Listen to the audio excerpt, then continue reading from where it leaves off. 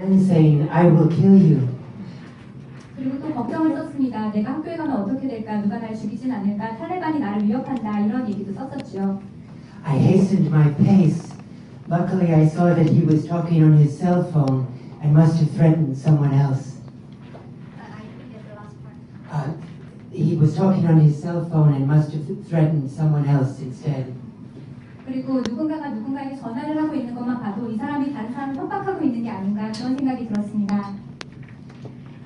It became calmer in SWAT, and Malala felt that she could speak out in the media using her real name. 그리고 그 이후에 말랄라는 자신의 진짜 이름을 이용해서 미디어에 자기의 삶을 공개하기 시작했습니다. But on the 9th of October 2012, Malala was taking the school bus home. 2012년 10월 9일 말랄라는 스쿨버스를 타고 집으로 가고 있었어요. When two armed militants stopped the bus and one of them got on. 그리고 두 명의 무장한 군인이 그 차를 세우고는 차 안에 들어섰습니다. He yelled, "Which one of you is Malala? Speak up or I'll kill you all." 이 중에 누가 말랄라야? 당장 말해. 그러지 않으면 너희 모두를 죽이겠다. He found Malala, and while she closed her eyes and took the hand of the girl sitting next to her, he shot her in the head and neck. Shot her in the neck. While Malala closed her eyes, he shot her in the head and neck. 말랄라가 손을 빨면서 친구의 손을 잡고 있었을 때 그 사람이 말랄라의 머리와 목에 총을 쏘았습니다. Malala was a week in local hospitals before she was flown in a coma to a hospital in Birmingham, England, with a specialty in bullet wounds to the brain. 말랄라는 지역 병원으로 후송되어서 코마 상태에 빠졌습니다. 그 이후로 버밍엄에 있는 총알을 치료하는 데 특화된 병원으로 옮겼지요. After 6 months of operations, she was okay. 그리고 6개월에 걸친 수술 끝에 이제 회복을 했습니다. Here is Malala before the attack, speaking with a journalist. 말랄라가 그 말을 하기 전에 공격이 있었는데. Inside their home, the family lives under siege. Dahudin is on the Taliban's radar, so some nights he sleeps elsewhere to avoid drawing attention to his family. And Malala often doesn't sleep at all. Right? Night. Good night. Sometimes I think that I will hide in the bathroom and I will call to police and they will come and they will save my father. And sometimes I think that I will go tell my father you hide in the cupboard and they will not check the cupboard. And I have many thoughts. 말랄라는 집안에서도 같은 방에 묵지 못하고 이방 저방 옮겨 다니면서 잠을 잤었고요. 그리고 그 사람들이 찾아서 날 찾지는 않을까 싶어요. 화장실에 숨기도 하고 찬장 밑에 숨기도 하고 그렇게 있었습니다. You may remember the time when Malala was attacked. There was a wave of love and support for her all over the world. 말랄라가 공격을 당했을 때 전 세계에서 말랄라를 응원하고 사랑을 보여주었습니다. There were prayer vigils for her recovery, people raising money for her medical care. She was nominated for the Nobel Peace Prize by almost 1 million people on the web and by every political party of Canada. 말랄라를 위해서 사람들이 말랄라가 낫기를 위해 기도했고 또 말랄라의 병원비를 충당하기 위해서 많은 사람들이 모금 운동을 했으며 노벨 평화상 후보로 올 땐 100만 명이 넘는 사람들이 말랄라의 이름에 서명을 했습니다. 캐나다에서는 정당을 초월해서 모든 정당에서 말랄라를 지지한다는 성명을 발표하기도 했습니다. She was on the cover of Newsweek, Malala, the bravest girl in the world, and twice on the cover of Time. 뉴스위크에서는 세상에서 가장 용감한 소녀라는 이름으로 올라가고 타임지에도 2번이나 커버를 장식했습니다. And it's interesting how we react to people who take risks for a common good or to save strangers. 사람들이 공공의 선이라는 것에 대해서 어떻게 행동을 할지 이것을 고민을 한번 해봤으면 좋겠는데요. The psychologist William James pondered this and felt that we revere such individuals because we sense that they have in some way touched life's deepest mystery. 심리학자인 윌리엄 제임스라는 사람은 어떤 사람이 용기를 발휘했을 때 다른 사람의 아주 깊은 곳을 터치한다 이렇게 말했습니다. And I think that mystery is something similar to what a leader of farm workers, Cesar Chavez, described once. The mystery that James referred to is similar to what a leader of farm workers, Cesar Chavez, once described. 제가 세이저 샤베스라는 사람이 누군지를 잘 모르겠는데요. 지혜가 있으신 분은 설명을 해주시면 좋겠습니다. 아무튼 농장의 지도자와 같다고, 농장에서 일하는 일꾼의 우두머리와 같다고 말씀을 하셨습니다. He said, to be human is to suffer for others. May God help us to be human. 다른 사람을 위해서 자기의 생명을 내놓는 것, 다른 사람을 위해서 누군가를 도울 때 신이 그 사람을 돕는다. Another individual who has awakened such strong love was Sophie Scholl. Do some of you know her story? 강한 영혼을 말씀드리자면 이 소피 숄이라는 친구에 대해서 말씀드려야 될 것 같은데 혹시 아시는 분 계신가요? Sophie was born in Ulm, Germany, the same town as Albert Einstein. 소피 숄은 롬이라는 독일의 마을에서 태어났습니다. 알버트 아인슈타인이 태어난 곳과 같은 곳이죠. She became a student at the University of Munich in 1942, studying philosophy and biology. 뮌헨에 있는 대학에서 1942년에 생물학과, Philosophy and biology. 철학과 생물학을 공부했습니다. Her brother was already there at the university, and they had a great student life together with discussions and many friends. 소피의 오빠는 이미 미넨 대학을 다니고 있었고요. 그래서 함께 학교 생활을 하며 많은 토론을 나누고 즐거운 학창 생활을 보냈습니다. But gradually they learned more about what their country, Adolf Hitler's Germany, was doing in 1942. 하지만 학교 생활을 하면서 그 사람들의 마음을 힘들게 하는 것이 있었는데 그 나라의 지도자인 아돌프 히틀러가 어떤 일을 하고 있었는가 1942년에 아돌프 히틀러가 집권하고 있었을 때의 이야기입니다. And they decided that they had to protest against Hitler's regime. 그래서 이 두 사람은 히틀러의 정책에 반기를 들기로 결심했습니다. They wrote pamphlets and copied them on an old-fashioned mimeograph machine secretly in the basement. 팜플렛을 만들어서 돌리기도 하고 그리고 어떤 공장 지하에 들어가서 몰래 이런 조직 활동을 계속했습니다. And they distributed piles of pamphlets in great secrecy in the middle of the night. 그리고 밤이 되면 자기들이 만든 비밀 문서와 팜플렛을 여기저기에 놓아두었죠. Adolf Hitler's police were furious and were searching for who was making these protests. 아돌프 히틀러의 비밀 경찰들은 도대체 누가 이런 짓을 하는 거야? 정말 엄청나게 화가 났습니다. February 1943, Sophie and her brother were putting out piles of the sixth pamphlet in the university building in secrecy. 그리고 1943년 2월에 여섯 번째 이 비밀 팜플렛을 대학 구석구석에 놓았지요. A guard saw them, ran after them, captured them, and took them to Hitler's police. 경비가 그 사람들을 발견했습니다. 애들을 보고 쫓아가서는 히틀러의 경찰에 넘겼습니다. Sophie was 21 years old and her brother Hans was 25.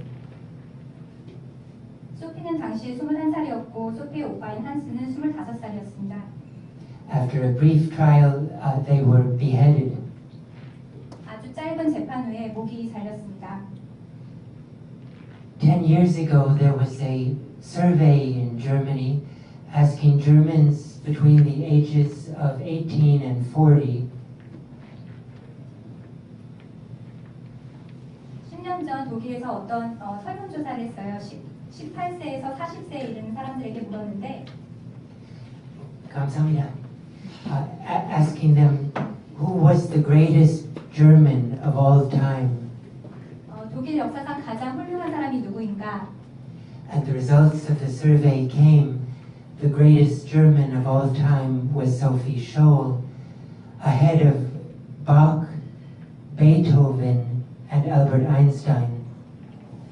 그리고 그 결과 가장 위대한 독일인으로 독일 사람들은 소피 쇼를 꼽았습니다. 그 아래에 바흐나 베토벤 그리고 알버트 아인슈타인이 잇따랐습니다.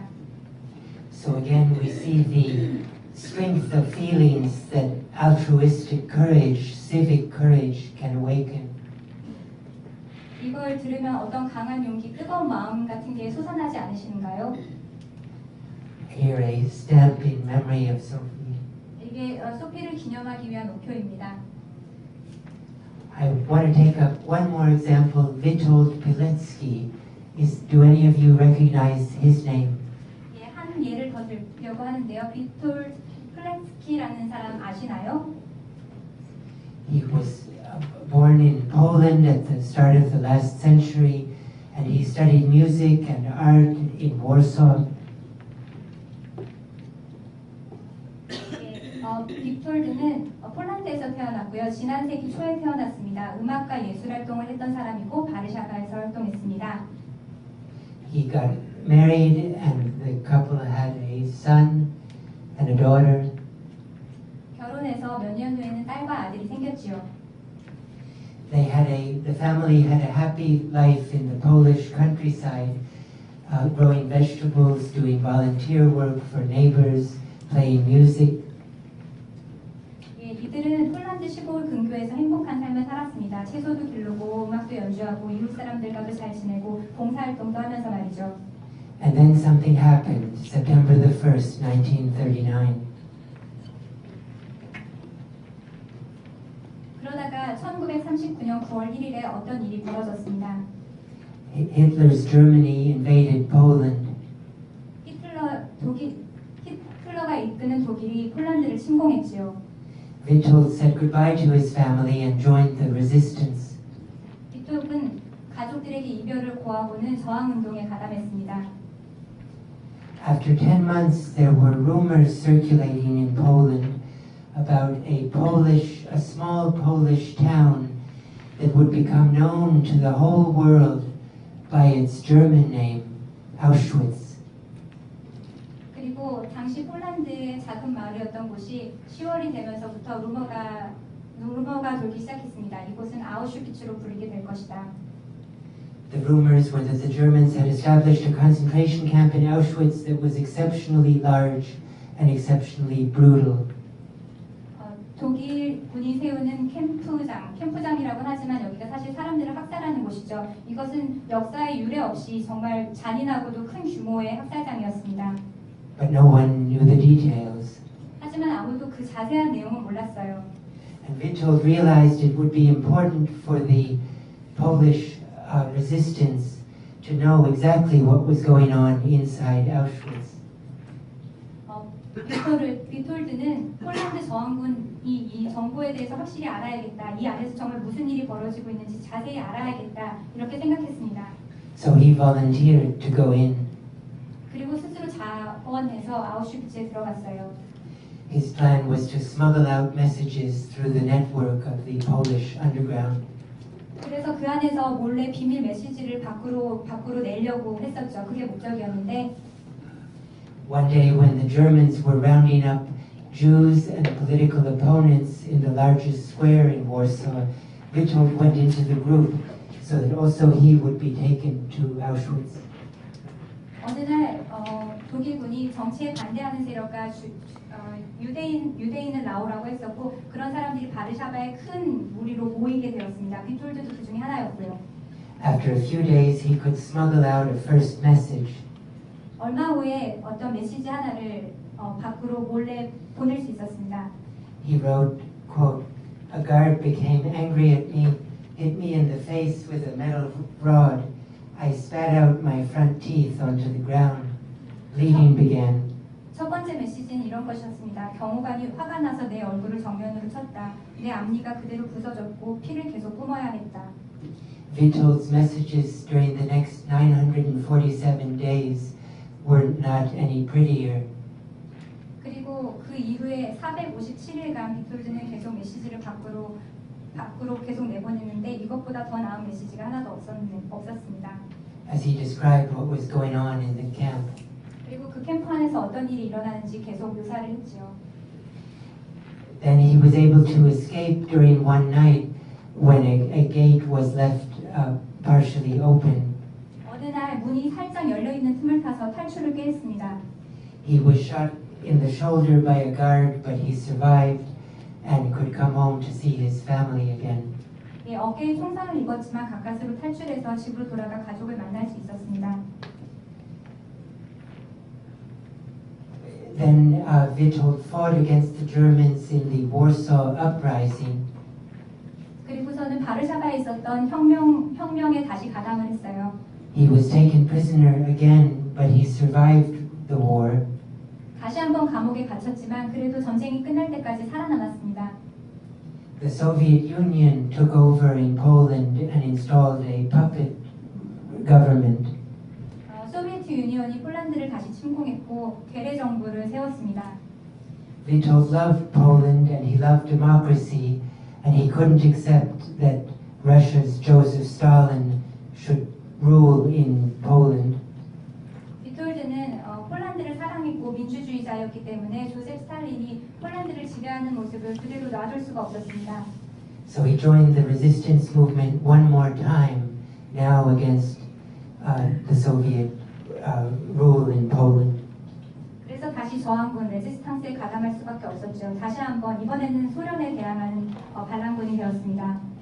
After 2 years, he was discovered, captured, tortured in a way that he said made Auschwitz seem like child's play, and executed. 그 이후에 2년 후에 다시 잡히게 되었고 고문을 당했고 그때 당한 고문은 마치 아우슈비츠가 어린이들 장난 같았다고 할 정도로 참혹한 고문이었습니다. 그리고는 사형을 당했습니다. Witold, I have trouble understanding you to voluntarily go into Auschwitz. 비톨드, 나는 솔직히 자발적으로 아우슈비츠에 들어간 당신을 이해하지는 못하겠습니다.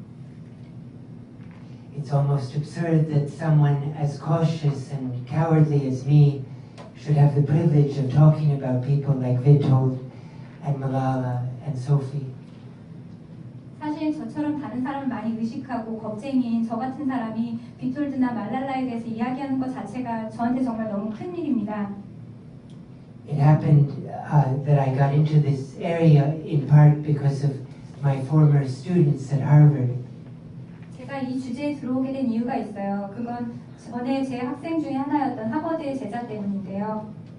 50 students did a house occupation of the Harvard rector's office to protest the very low wages that the people who clean and cook at Harvard were being paid.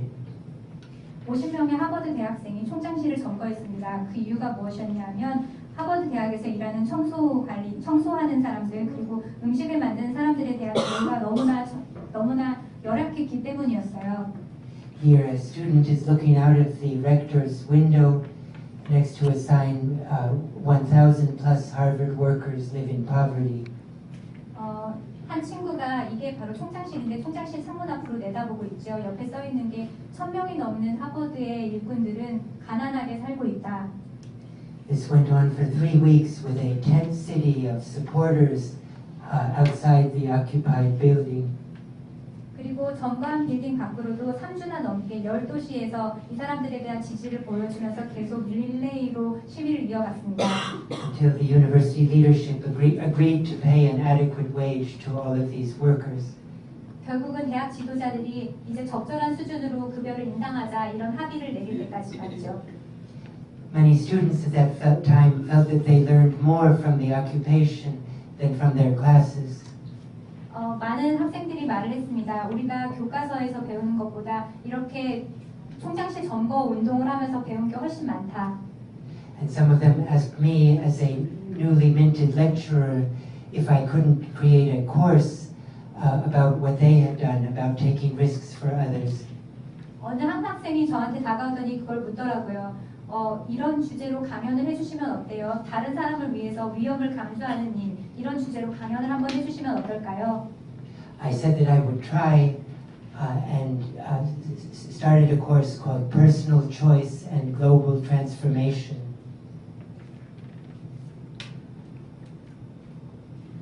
노력해 볼게 이렇게 말하고 시작한 강의가 개인의 선택과 지구적 변화입니다. 600 students signed up for the course. 600명이 넘는 학생들이 코스에 등록을 했어요. And friends say that my ego has never recovered from that happy week. 그리고 제 친구가 말하기를 내가 너한테 처음으로 자격지심을 느낀다 이렇게 말을 하더라고요. Boston Magazine compared the course to the required course in economics, which was the only course with more students. 그리고 보스턴 매거진에 따르면 경제학 강의, 그건 필수 강의거든요. 경제학 강의 말고는 이 강의보다 인기 많은 강의가 없다. 그러니까 하버드에서 두 번째로 인기가 많은 강의가 됐다는 거죠. They wrote, quote, if Harvard's most popular course, Economics 10, prepares econ majors to become employee-axing, environment-wrecking chief executives, 하버드에서 가장 인기 많은 강의인 경제학 강의는 경제학도들로 하여금 CEO가 되어서 사람들을 착취하고 환경을 파괴하는 것을 가르치지만 its second most popular course goes the other way, leading its students towards St. Francis-style sainthood. 두 번째로 인기 있는 강의는 다른 길을 간다. 학생들로 하여금 성 프란시스 스타일의 거룩한 길을 가게 한다. The course, the magazine continued, is, quote, taught by the slim, wispy-voiced, and vaguely monkish Brian Palmer. 그리고 그 매거진은 계속 쓰기를 삐쩍 마르고 목소리가 아주 이상하며 뭔가 수도자적인 분위기를 풍기는 브라이언 교수에 대해서 And I wondered how their journalist had found out so much about me. 기자들이 저에 대해서 어떻게 이렇게 잘 아는지 모르겠어요. I began the course with a quotation from Voltaire, the French philosopher. 저는 프랑스의 철학자인 볼테르의 말로 강의를 시작합니다. Who was at home in Paris on the 1st of November, 1755.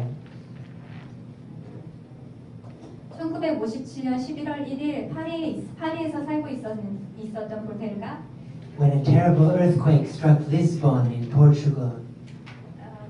earthquake happened in Lisbon. 끔찍한 지진이 포르투갈 리스본에서 일어났는데 And when the news of that earthquake came to Paris, Voltaire was struck by how difficult it was to care. 볼테르는 느끼기에 그렇게 큰 일이 포르투갈 리스본에서 일어났는데 나는 여기서 신문을 보고 그걸 앉아서 신문을 보면서 그 아픔을 느끼기가 얼마나 힘든가. He wrote, Lisbon lies in ruins, and here in Paris we dance. 리스본은 무너지고 망가지는데 여기 파리에서 나는 춤을 추는구나. The writer Susan Sontag pondered Voltaire's words. 수잔 손탁이 볼테르의 말을 인용했죠. And she wrote that he was expressing a frustration that we all feel in the face of what she called the simultaneity of wildly contrasting human fates. 수잔 손탁은 말하기를 이런 절망감의 동시성에 대해서 말했습니다. 이런 절망감의 동시성이라는 게 인간이 느끼기엔 얼마나 힘든 것인가. And the ethicist Emmanuel Levinas argued that in the face of a world of others' suffering, we have infinite responsibility but limited capacity. 에마뉴엘 라비나스라는 사람이 말하기를 누군가의 얼굴에 고통이 있으면 우리는 그것에 대해 무한한 책임감을 느끼지만 Infinite responsibility but limited capacity. 하지만 아주 제한적인 능력을 갖고 있다 이렇게 말합니다. It was to ponder questions of this kind that my students and I invited in guests to the course to interview them about their ways of living in such a world. 그래서 이런 심오한 질문을 가지고 저는 강의를 이어갔습니다. 매 강의 때마다 유명한 명사들을 초대했고 인터뷰를 하면서 이런 질문들을 던져봤죠. One of our guests, for example, was the journalist Amy Goodman. 제가 불렀던 게스트 초대 손님 중에 하나는 저널리스트인 에이미 굿만이었습니다. Our student asked her about a time when she did a reportage in East Timor. 학생들은 에이미 굿만이 동티모르에서 르포를 쓰고 있었던 때에 대해서 질문했습니다. Amy witnessed an attack by soldiers on protesters. 에이미는 군인들이 민간인들을 공격하는 것을 목격했습니다. She tried to stop the massacre by standing in front of the victims and holding her microphone up in the air so that the soldiers would see that there was a journalist on the scene. 에이미는 그 학살을 멈추기 위해서 희생자들 앞에 섰습니다. 그리고 마이크를 높이 들고 군인들 앞에 섰죠. 군인들로 하여금 이게 중계된다는 걸 보여주기 위한 거였어요. But they didn't stop and attacked her too and almost killed her. 하지만 군인들은 멈추지 않았고 에이미 군만도 공격을 당했습니다. 거의 죽을 뻔했습니다. After the interview in my classroom, there were many students, a couple dozen students who wanted to talk more with her and who had, several of them had different variants of the same question. 강연 후에 20명이 넘는 학생들이 개인적으로 에이미를 만나서 질문을 했었는데요. 그래서 그 질문의 수위에는 차이가 각각 있었습니다. They asked her, "Where do I sign up? 제가 어디에다 서명을 하면 되죠? Can I go with you next time you're doing such a reportage? 이런 르포를 할 때 다음번에 제가 당신을 따라가도 되겠습니까? I don't need to be paid. I just want to learn to become as strong and brave a person as you are." 저는 어떤 돈 같은 거 주시지 않아도 돼요. 그냥 당신을 따라다니면서 어떻게 하면 이렇게 강하고 용감한 사람이 될 수 있을까 배우고 싶습니다.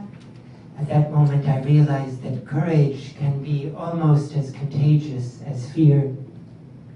저는 그 순간 느꼈습니다. 아, 용기라는 것이 두려움만큼이나 전염성이 강하구나. In the years since, I've written books about people who take great risks for others outside their own families and circles of friends, or to protect a common value. 그 이후에 저는 책을 쓰기 시작했습니다. 자기의 가족이나 친구가 아닌 다른 사람들을 위한 공공의 선을 위해 위협을 무릅쓰는 사람들에 대한 책을 썼습니다. One chapter in one of the books is about Kim Jin-suk. 그리고 그 챕터 중에 하나는 김진수 씨에 대한 것입니다. How many of you recognize her name?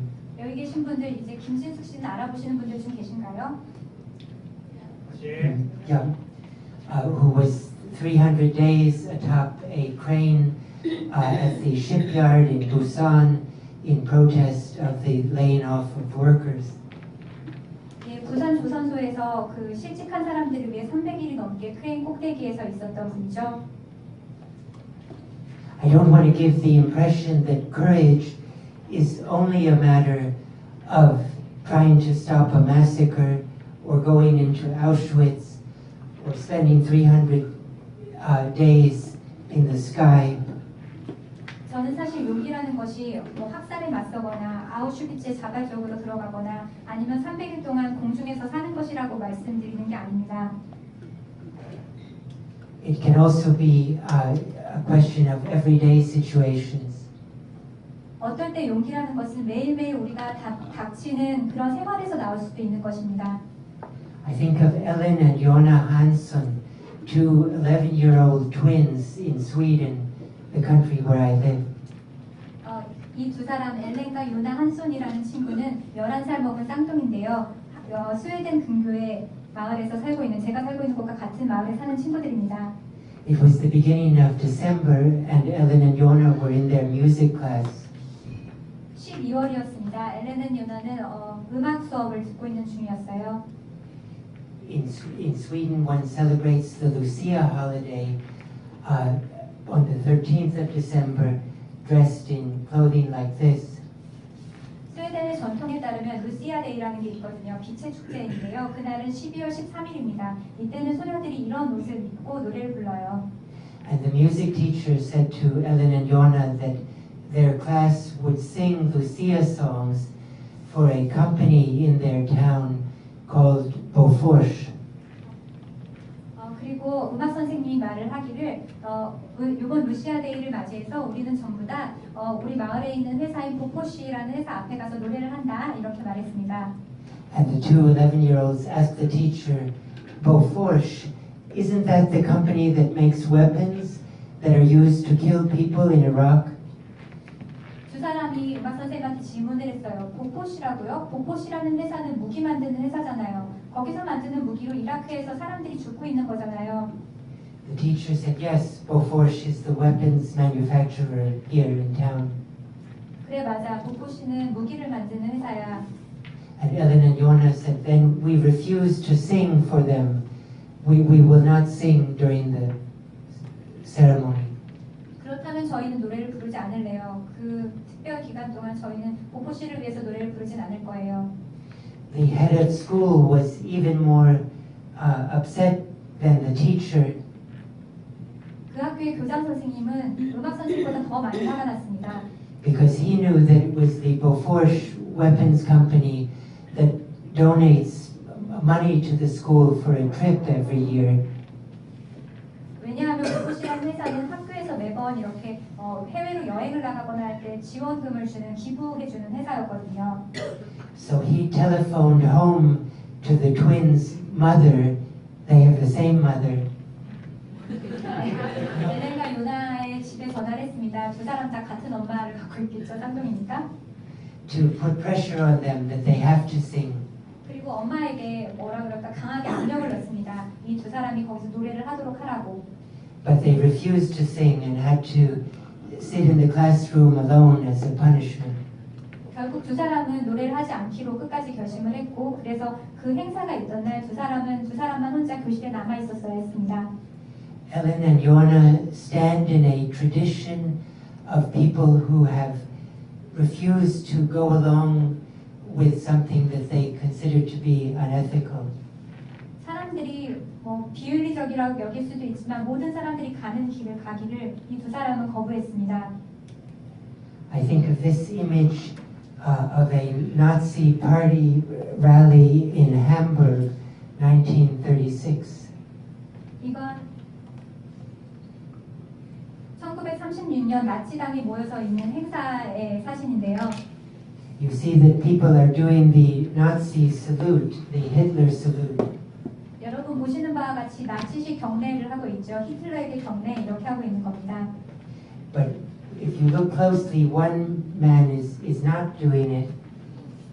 하지만 여러분 자세히 보시면 한 남자가 안 하고 있어요. 팔짱을 끼고 있네요. And Ellen and Yona Hansson stand in exactly the same tradition as this man. 그리고 엘렌과 요나가 했던 그 저항은 이 사람이 했던 것과 똑같은 거죠. 모든 사람이 하고 있을 때 자신은 하지 않기로 결심하는 것. I thank the Israeli filmmaker Yoav Shamir for these two pictures. 요합 샤미르라는 Yoav Shamir. I thank him for these two pictures. 그 사람이 이 사진을 찍었대요. 그래서 사진을 제공해 주셔서 감사하다고 합니다. We also think about civic courage, altruistic courage.